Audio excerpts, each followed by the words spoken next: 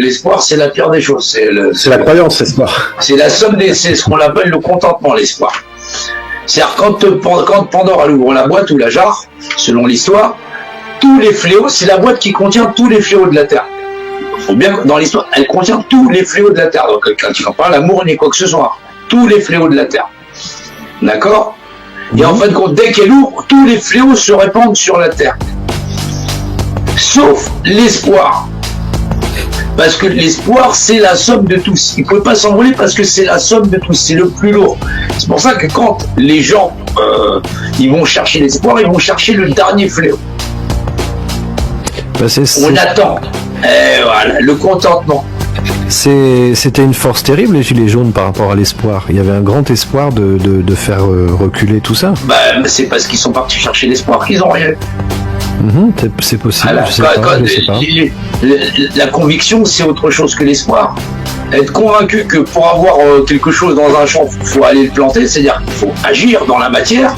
C'est pas espérer qu'en restant le cul sur une chaise, que le monde change.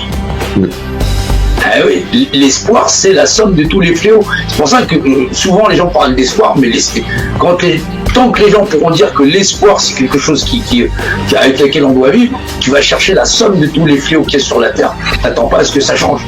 Oui, mais l'espoir fait souvent adhérer les gens à des mouvements. Oui, mais il y a des gens qui te suivent, Jean-Noël, pardon, et qui ont espoir quelque part dans. Ah ils peuvent avoir espoir. L'espoir va les tuer. C'est sûr. Faut une maîtrise du savoir. Est-ce que j'ai un crayon par définition, oui ou non? Enfin, sur l'après après-demain, tu m'as pas vraiment répondu. Tu m'as dit sur l'après après-demain. C'est-à-dire non, il ne faut pas d'espoir. Non, un paysan, il se lève son cul, il plante les graines. Là, ce qu'on fait terre, on plante les graines, on met du savoir et de la connaissance. On permet aux gens d'avoir la réflexion, de comprendre qu'ils sont dans la matière, dans la rapport dimensionnel. Après, c'est à chacun de faire son travail, de faire le travail. Ah oui, si tu ne comprends pas les mécanismes.